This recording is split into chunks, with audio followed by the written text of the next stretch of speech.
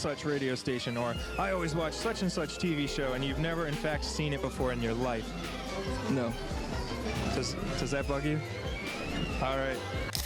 In today's video, we'll be talking about something normal, interviews with rock stars, but you know nothing about Rock Stars Says Normal. Let's get this rock and roll train rolling, because we've got rock star interviews that went completely, utterly, and hilariously wrong. If you want me to beat the f*** out of you, I'll be more than happy. Madonna. I gave him my underpants and he won't stop. That's not where they go.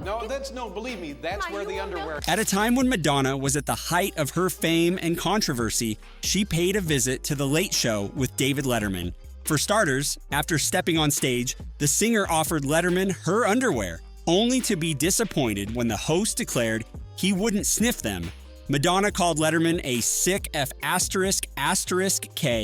That was the first of 14 F-bombs she would say during the interview. Letterman called her to order, reminding her the show was being broadcasted, and all she did was giggle. Maradona went on and on about the numerous jokes Letterman had made at her expense over the years, which brought some uncomfortable silence.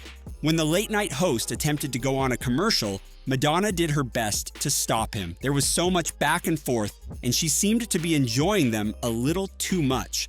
Everybody pees in the shower, That's everybody right. picks their nose. And Yeah, okay. Now, why do we have to be, why do you keep flashing that card? Can't we just break the rules? Who Who said that? No, that's the guy you wouldn't kiss earlier. The guy out there, you irritated him. After 20 excruciating minutes, Letterman was finally allowed to go to a commercial by Madonna. But by the time the program resumed, Madonna had left the stage. Before, she briefly served time in jail in Los Angeles due to violations of probation. Violent outbursts also landed Love in legal jeopardy over the years. Next up, we have the Queen of Chaos, Courtney Love, on the same David Letterman show. If you thought you'd seen it all, think again. Love is known for her erratic behaviors, but that night she took things to a whole new level. She was obviously high as a kite. Courtney rambled nonsense to most of Letterman's questions and left him looking like he needed a drink. Things went from awkward to alarming when she hopped on his desk and removed her shirt. It sure was more than David bargained for. I wasn't instructed to. I'm not really instructed. You guys are here as a band. You're performing. If you know the Boxmasters, you know who our next rock star is. Billy Bob Thornton. He appeared on CBC's Q. Something seemed odd right away. Thornton looked like he preferred being anywhere else in the world.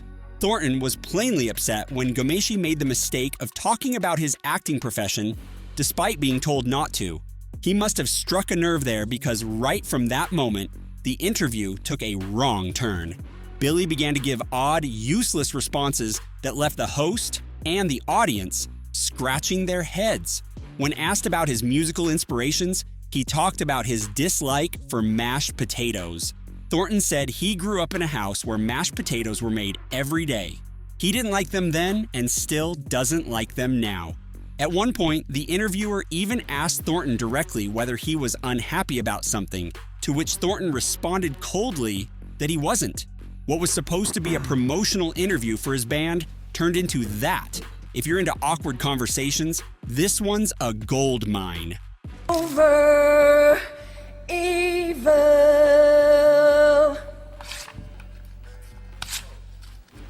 Fight the real enemy. Who could forget Sinead O'Connor's shocking moment on Saturday Night Live in 1992?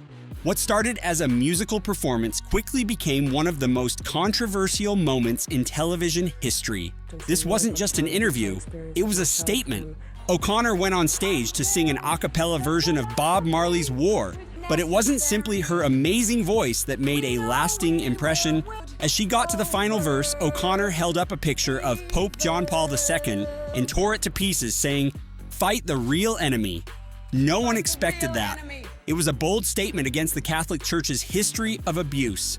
Love it or hate it, it's one of the most talked about moments in SNL history. The network had to apologize, but O'Connor stood her ground.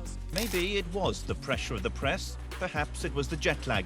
Whatever, it took just one reporter and a simple greeting, "Welcome to Bangkok." Moving on, we have Bjork's breakdown at Bangkok airport. This was not the classic interview, but it was caught on camera. A very wild one. Bjork, fresh after a long trip, maybe jet-lagged and just wanting to go to her hotel, was confronted by a reporter who enthusiastically welcomed her with, "Welcome to Bangkok."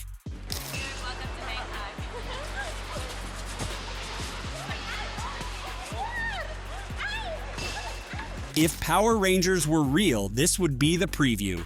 Bjork suddenly morphed from a cool head into a wildcat, attacking the reporter with the fury of her inner Zod.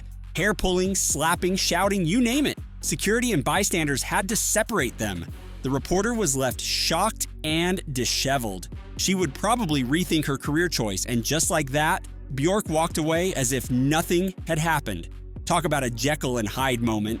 Bjork's outburst is still one of the most strange and well-documented occurrences in rock star history. It's a reminder that even our idols have terrible days. Interviews that hit all the wrong notes. In 2013, Lisa Kennedy Montgomery, known professionally as Kennedy, was backstage at Lollapalooza. Buckle up, because number 6 is an interview that went off the rails totally. In 2013, Major Laser's crazy trio, Jillionaire, Diplo, and Walshy Fire, sat down with Kennedy, the OG presenter of MTV's Alternative Nation. What was intended to be a casual conversation turned into a massive cringe fest. Things started out normal enough, but it didn't take long for the vibe to go sour. Kennedy decided to spice things up by throwing some serious shade at the trio. Kennedy asked Diplo how it felt to perform in Dubai for $400K. Diplo, caught off guard, laughed it off, but the tension was turned on. It was clear Kennedy wasn't holding back. Kennedy was out to hunt. The true shocker happened when Jillionaire dropped a truth bomb that no one anticipated coming. He said that he had once found a dead body in his hotel room. Yes, you heard that correctly. Jillionaire confessed to finding a dead body in his hotel room on air. The expression on Kennedy's face was priceless. She was not expecting that. The room became quiet. Was he joking? Was he serious? The atmosphere was filled with confusion and unease. Combative.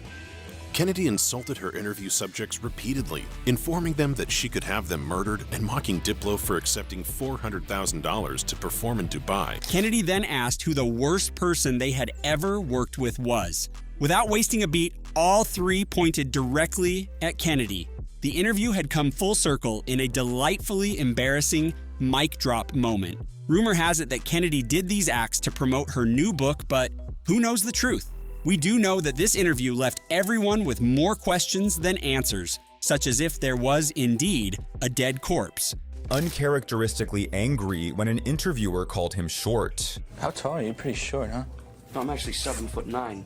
You look so short. I can't believe that you didn't realize that. Coming up at number 7, we have an interview with Ronnie James Dio that went out of control quicker than you can say Holy Diver, the iconic heavy metal vocalist.